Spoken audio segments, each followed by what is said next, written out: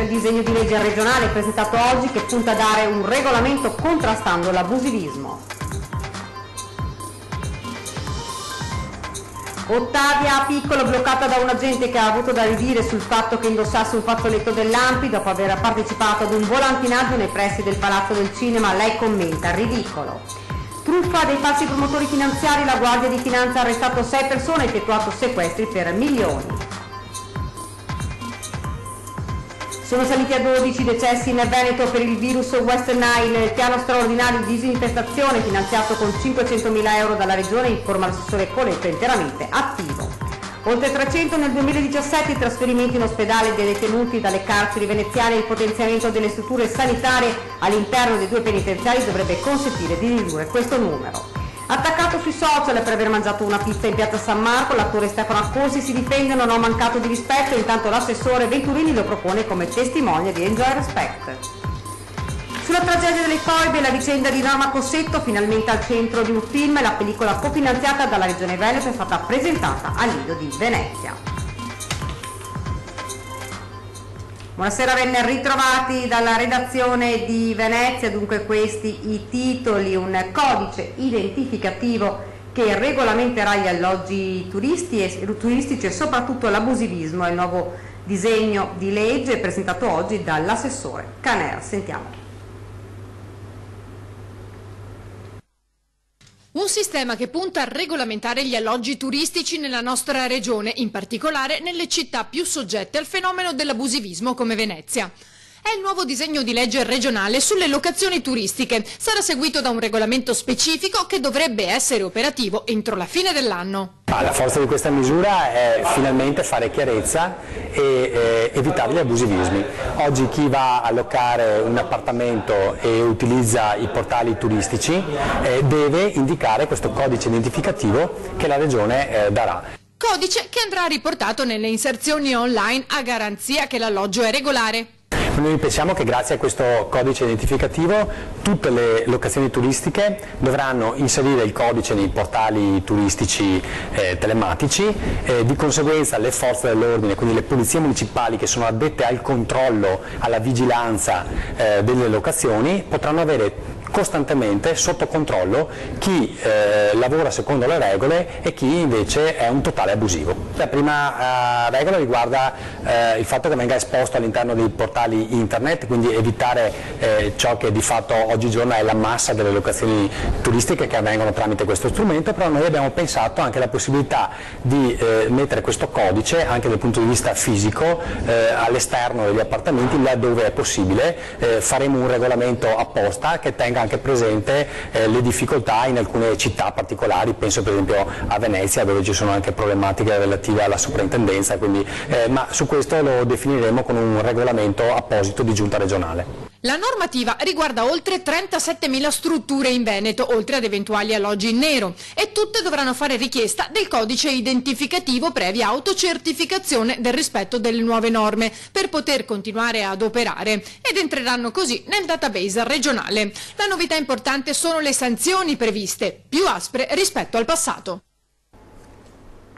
Siamo alla cronaca: truffa dei falsi promotori finanziari. La Guardia di Finanza ha arrestato 6 persone ed effettuato sequestri per milioni. Oltre 72 milioni raccolti abusivamente, centinaia di clienti truffati. 80 finanzieri di Venezia, insieme ai militari di altri reparti del territorio nazionale, hanno eseguito i provvedimenti cautelari emessi dal GIP del Tribunale di Pordenone nei confronti dei responsabili di un'ingente truffa a danno di centinaia di risparmiatori, imprenditori, pensionati, lavoratori dipendenti che volevano investire. Arrestato il principale indagato, considerato lamente, domiciliari per 5 persone e obbligo di dimora per altre 11. I reati contestati sono di associazione a delinquere, truffa aggravata, esercizio abusivo di attività di gestione di risparmio, autoriciclaggio. Il meccanismo consisteva nell'offerta di investimenti nel mercato Forex ad altissimo rendimento, ma i capitali raccolti, invece di essere investiti, venivano in parte utilizzati per remunerare gli investimenti più risalenti e alcuni dirottati in conti correnti italiani e stranieri degli indagati.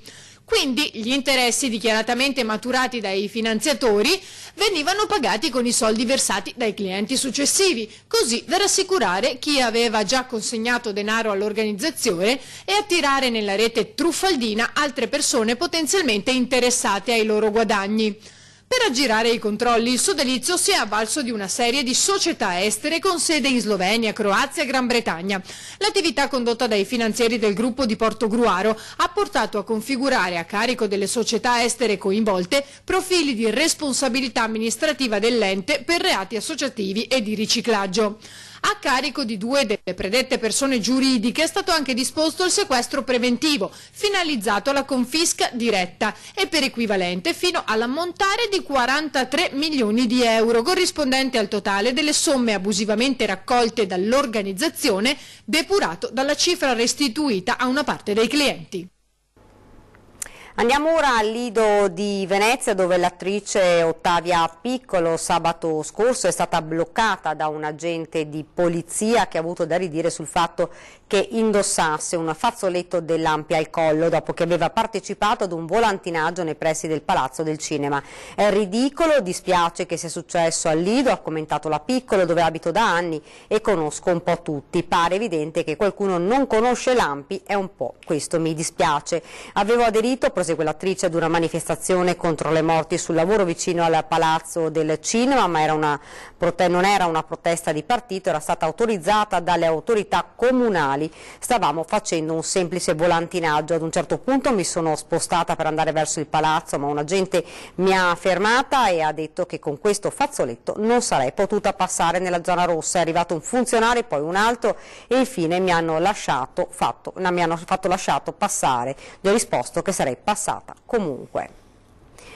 Nuovo aggiornamento del bollettino delle vittime della febbre del Nilo nella nostra regione. Sentiamo.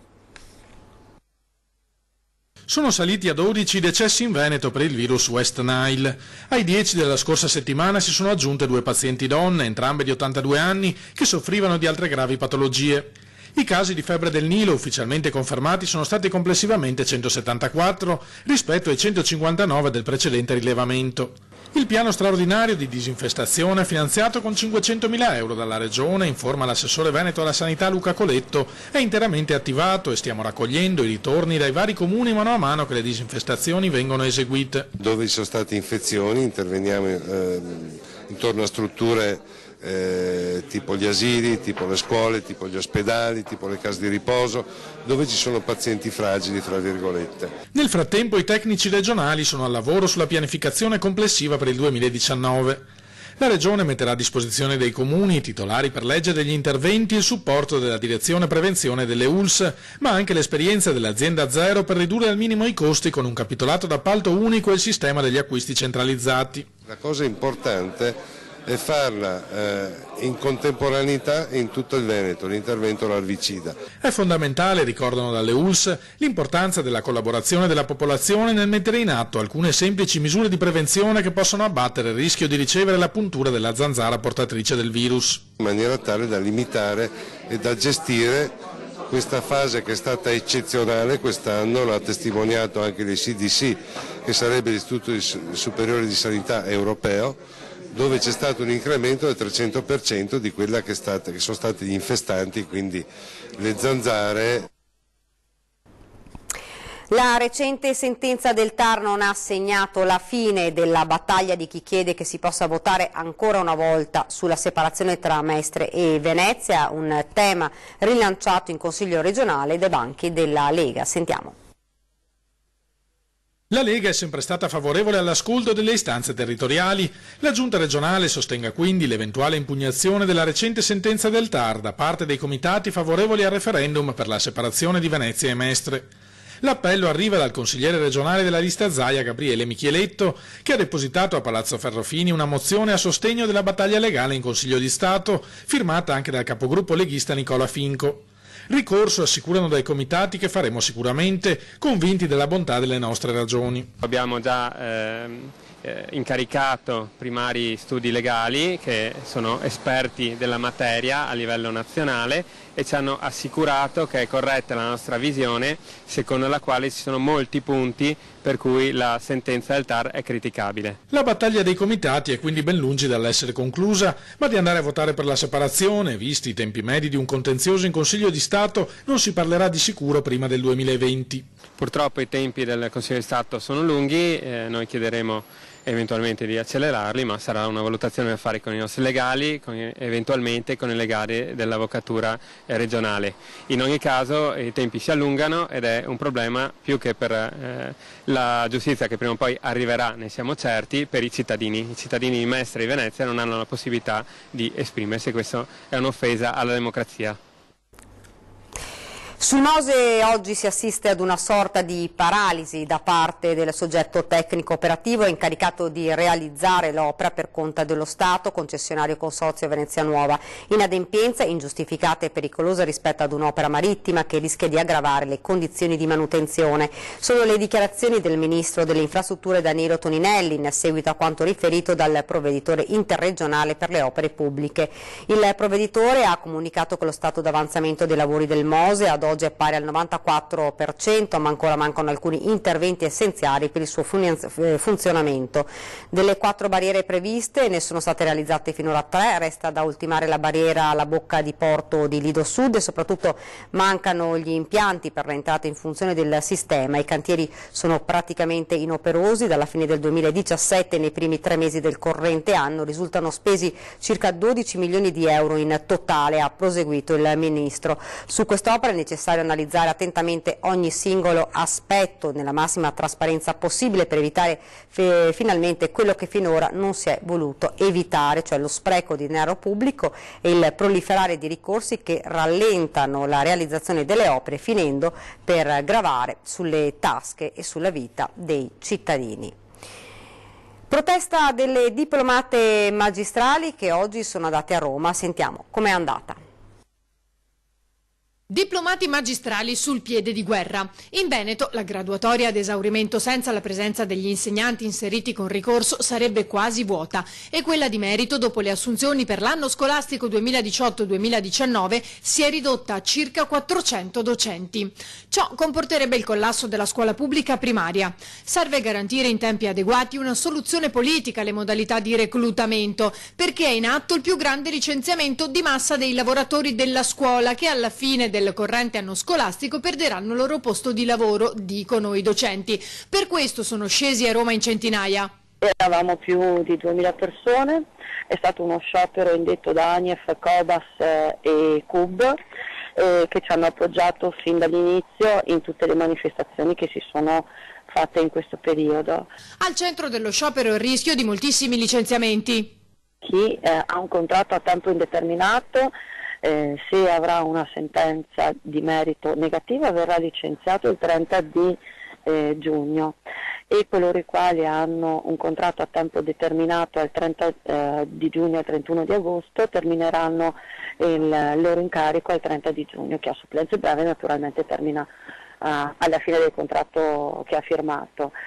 Cosa ci aspettiamo? Ci aspettiamo di essere considerate con la giusta dignità di lavoratori che ogni giorno compiono il loro dovere in modo dignitoso. L'appello ora è al nuovo governo. Ci aspettiamo che la politica prenda in considerazione il fatto che più tempo passa più sono disomogenee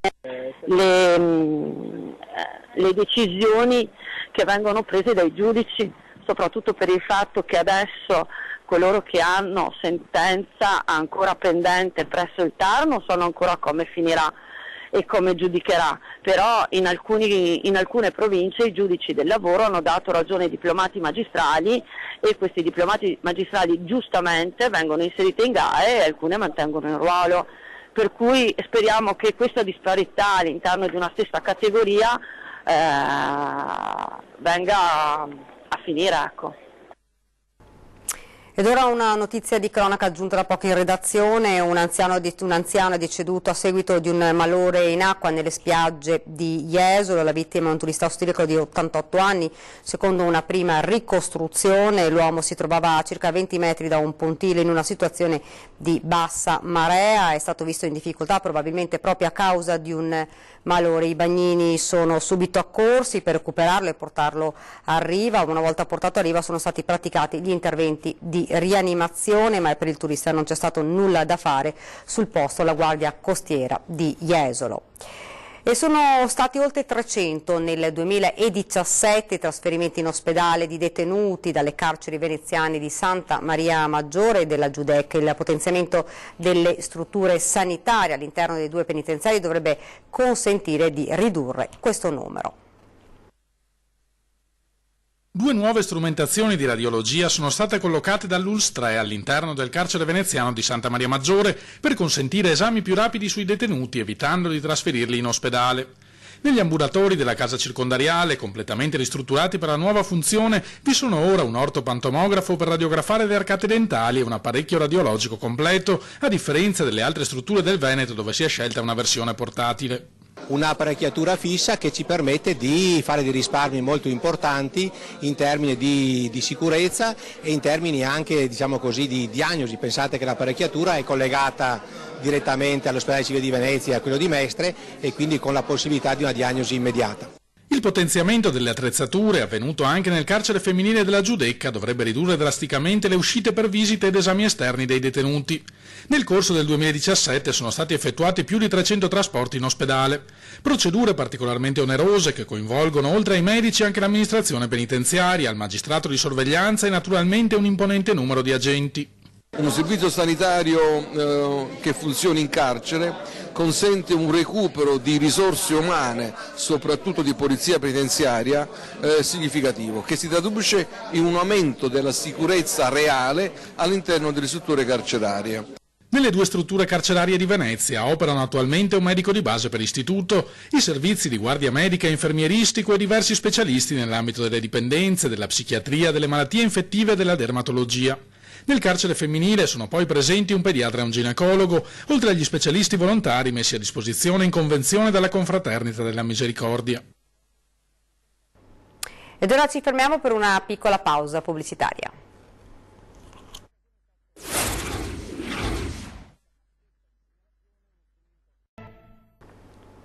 Siamo tornati nuovamente in studio con l'edizione veneziana dei nostri telegiornali. Nonostante l'assidua campagna messa in campo dal Comune per il rispetto di Venezia, c'è qualcuno che ha scatenato non poche polemiche. Sentiamo di che cosa si tratta. L'attore Stefano Accorsi nei giorni scorsi alla Mostra del Cinema ha pensato di mangiare una pizza in piazza San Marco e di postare la foto. Eccolo! Elegantissimo, comodamente seduto ad un tavolino alle 2 di notte e con in mano un pezzo di pizza take away. Una foto che ha scatenato un putiferio di critiche sui social da parte di molti veneziani. Se vuole mangiare la pizza, si legge, se la porti in camera, dicono alcune associazioni in difesa del decoro cittadino. Opinioni non troppo condivise da qualcuno dell'amministrazione, soprattutto per determinati aspetti della questione. Ormai i social sono un po' la sede dove in qualche modo scatenarsi tutti e lasciarsi andare alle frustrazioni o alle emozioni.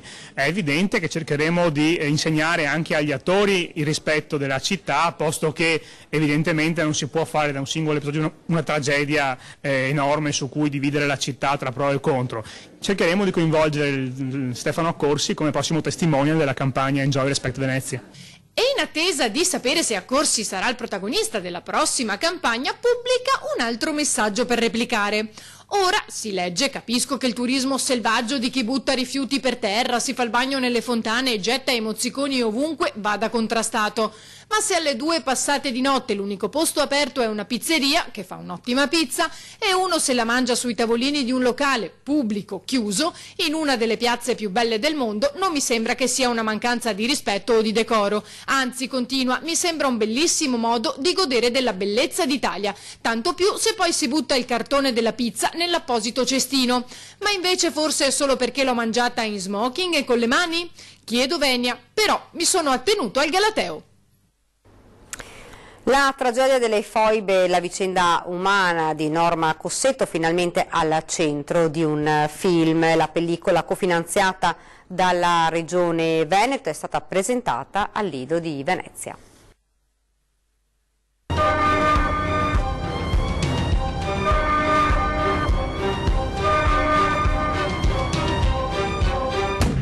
L'atroce fine di una ragazza istriana, Norma Cossetto, figlia di un podestà fascista, e l'immane tragedia dei 300.000 italiani cacciati dalle loro terre o gettati nelle foibe dalle squadracce titine nel 1943 dopo l'arresto di Mussolini e l'armistizio. Red Land Rosso Istria, film presentato alla Mostra del Cinema di Venezia, racconta una delle pagine più buie della nostra storia, tenuta nascosta per decenni. Prodotto da Venice Film di Alessandro Centenaro e Rai Cinema, il film del regista Maximiliano Hernando Bruno debutterà il prossimo 8 novembre quando si terrà la prima mondiale a Roma. Tra i protagonisti Franco Nero e Geraldine Chaplin e una convincente Selene Gandini nella parte della 23enne stuprata e infoibata dai militari comunisti. Una storia, tutti potrebbero pensare, di dolore, di sofferenza per quello che le è accaduto. In realtà io sono emozionata perché ho potuto dar voce anche alla sua gioia, alla sua speranza, che una luce che comunque ha continuato a brillare nonostante quello che è accaduto, nonostante quindi il dolore, la sofferenza e la morte. Non solo le terribili giornate vissute dalle famiglie italiane costrette a fuggire e spogliate di tutti i loro beni, ma anche il dramma dei molti militari italiani che dopo l'8 settembre nella Giulia, in Istria e in Dalmazia preferirono disertare perché stretti nella morsa dei tedeschi da una parte e dei titini dall'altra. A interpretare la parte di un soldato è stato l'attore Vincenzo Bocciarelli. C'è molta voglia di svelare al mondo fatti storici che purtroppo fino ad oggi non sono venuti alla luce. Soddisfatto ed emozionato a Venezia il regista Maximiliano Hernando Bruno. Essere i primi a raccontare una storia dopo quasi 80 anni da questi eventi, una storia che meritava di essere raccontata molti anni prima. Ci riempie a tutti noi di orgoglio, devo dire. Red Land, realizzato anche con il sostegno della Regione Veneto, verrà proiettato nelle sale cinematografiche in tutte le scuole. Proprio perché, ha detto tra l'altro l'assessore regionale all'istruzione Elena Donazzan, le violenze inflitte in quel periodo alle popolazioni italiane non possano essere dimenticate. Faremo in modo che nelle sale cinematografiche sia vista, perché è una storia vera. Allora tante volte noi celebriamo altro da noi, questa volta è giusto che celebriamo noi fino in fondo, con grande consapevolezza, con grande senso di verità. Lunghi applausi nella sala gremita del Cinema Astra al termine dell'anteprima.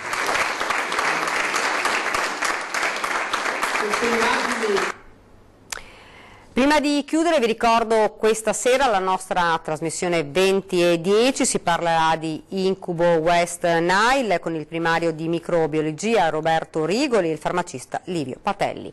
E questa era l'ultima notizia, è tutto da Venezia, grazie davvero, vi lascio ovviamente alle previsioni del tempo, arrivederci.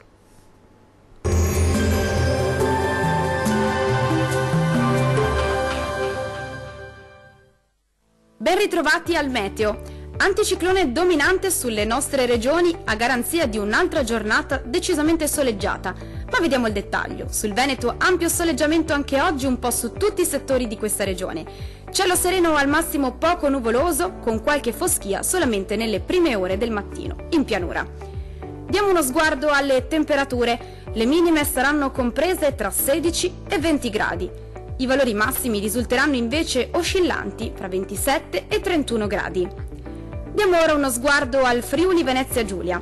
Bellissima giornata di sole anche quella odierna su questa regione. Il cielo si presenterà limpido ovunque, salvo per qualche foschia al primissimo mattino sulle pianure del Pordenonese.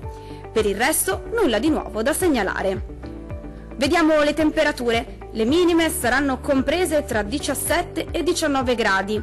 I valori massimi risulteranno invece oscillanti tra 28 e 31 gradi. Vediamo infine la situazione del Trentino Alto Adige. Anche su quest'ultima regione il sole la farà da padrone per tutto l'arco della giornata. Cielo sereno ovunque, al massimo poco nuvoloso sui rilievi alpini di confine, soprattutto durante le ore pomeridiane, ma senza alcuna conseguenza.